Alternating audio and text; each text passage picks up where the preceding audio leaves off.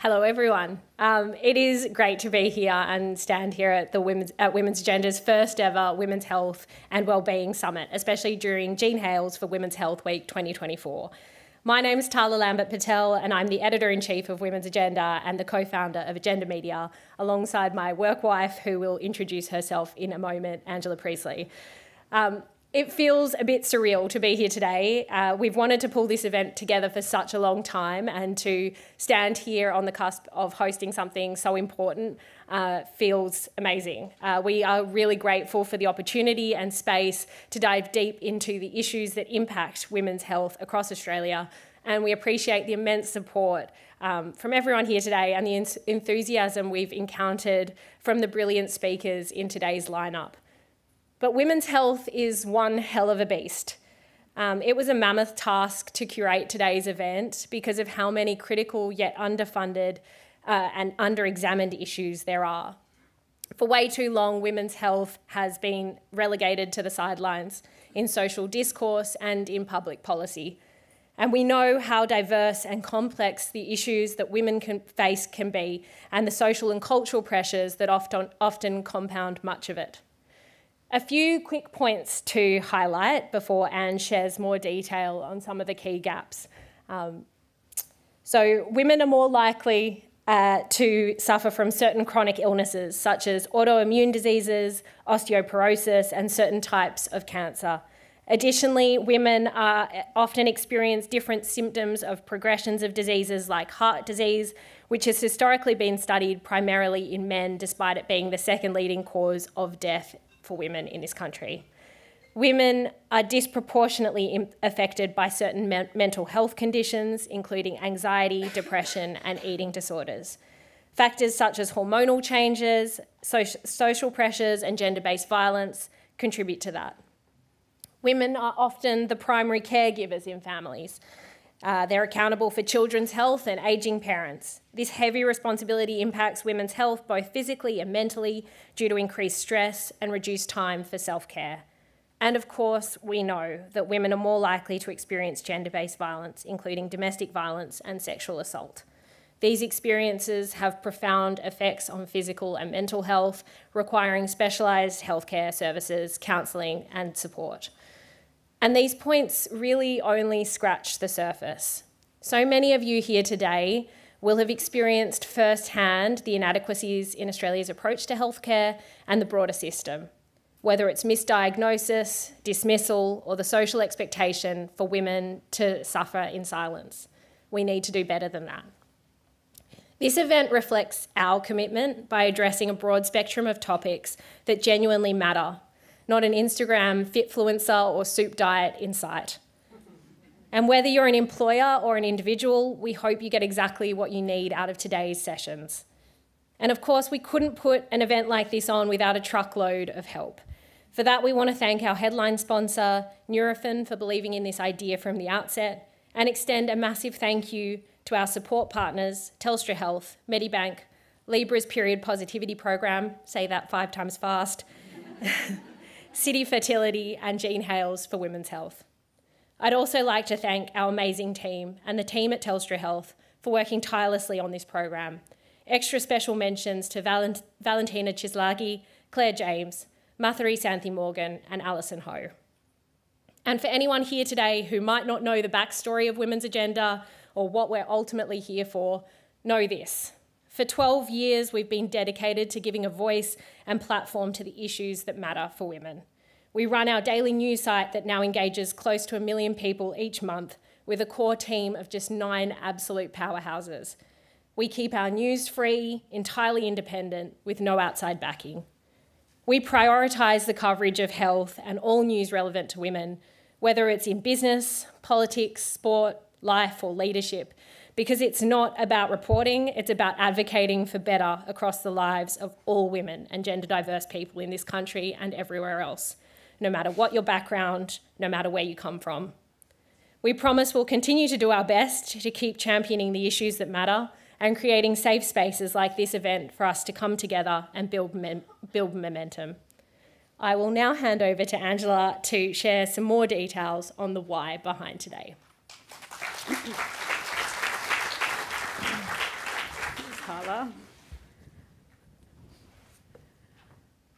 Women's health. Okay, so hello everybody. Thank you so much for being here, and thank you, Tarla, for the introduction there and for introducing what we do on Women's Agenda. So women's health, really, it is, well, it's everything, really.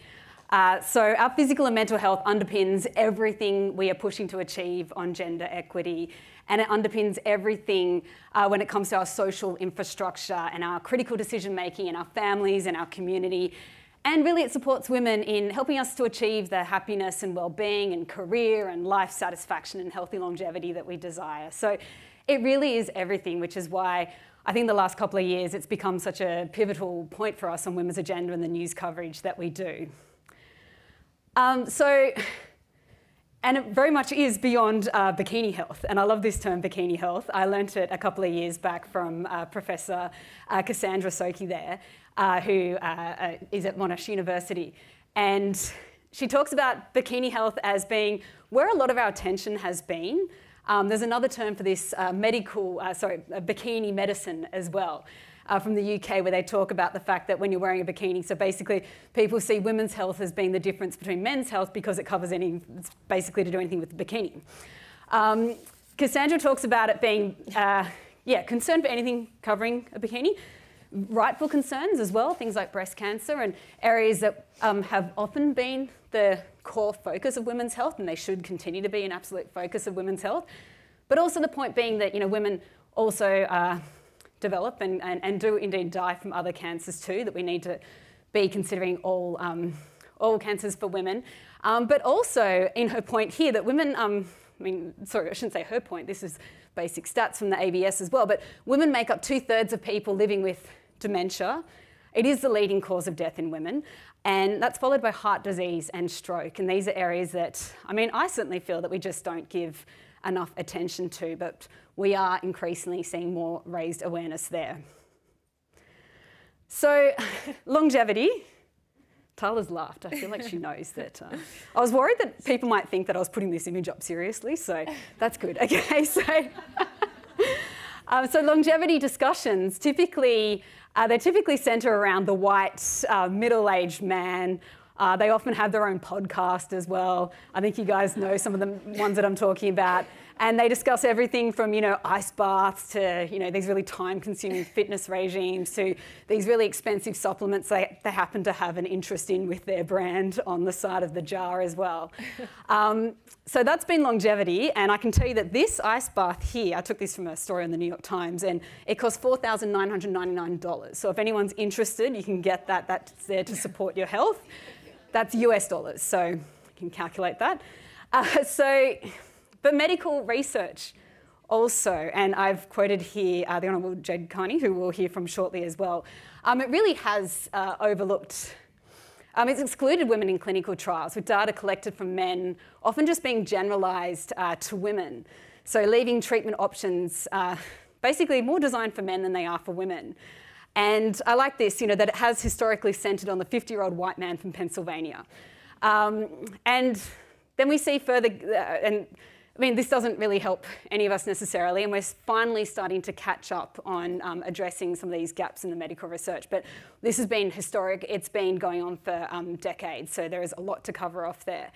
Of course, we also see the further gaps in further devastating impacts of domestic and family violence on the physical and mental and financial health of women.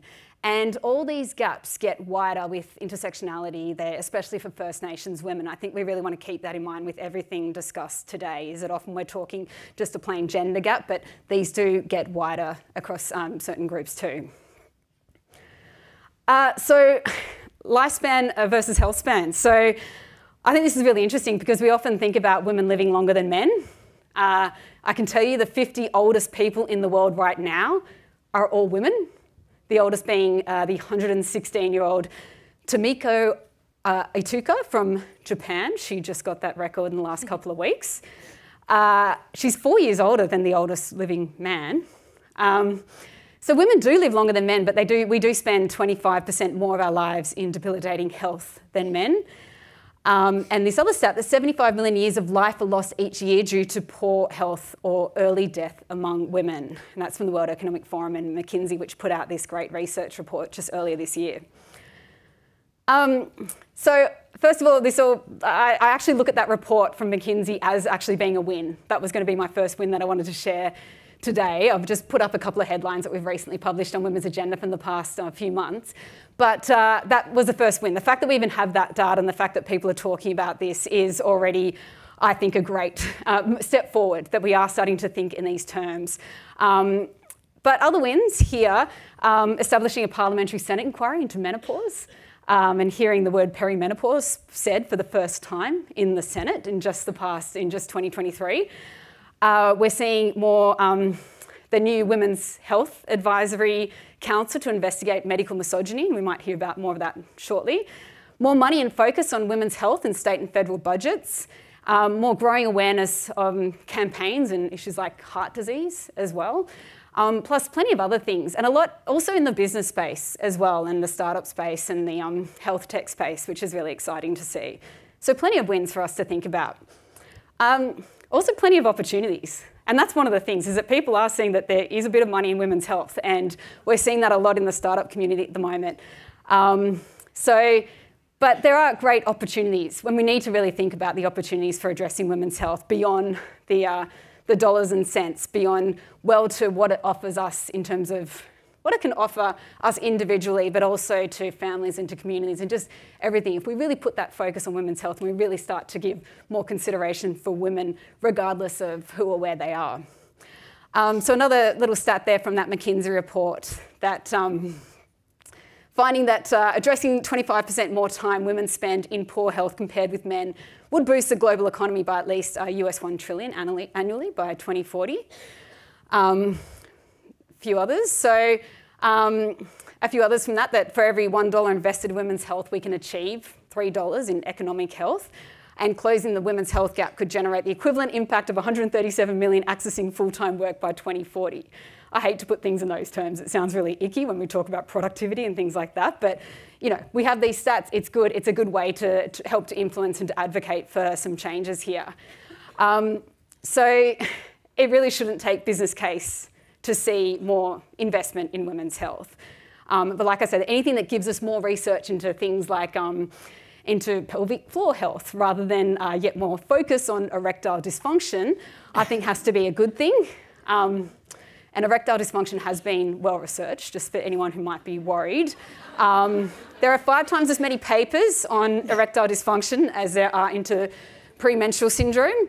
That was in 2019, according to a ResearchGate papers analysis there. I've never said erectile dysfunction in any kind of talk or any kind of public setting. And I actually said to Tarla, I was like, is this okay? She's like, it's in really bold letters. I know, I was like, I don't know why I ended up making it that large. Anyway, so to give us a little insight, that was not intentional. To give us a little insight into how Australian women are faring right now, we polled more than 1,000 such women over the past 2 weeks, and we are publishing the findings on Women's Agenda today, but just a few little tasters here. So overall, the overarching theme that we found from these results was about time and energy. And that time is energy, and energy is really being depleted due to paid and unpaid responsibilities, including care work. So a couple of figures there, that more than half of women don't believe they are getting enough sleep. I would put myself in that category. 44% of women believe their physical health is being affected by a general lack of time. I'll put myself in that category too. 36% say that their paid employment is being affected by their health as well. And it's not just the physical restraints on energy and time, but also these various mental loads that women experience. And I think a lot of people in the room will be familiar with that term around mental load. And I actually see there's multiple different mental loads that women face at any one time. And what we see here is, so 2 in 5 women say paid work is preventing them from getting the exercise they would like.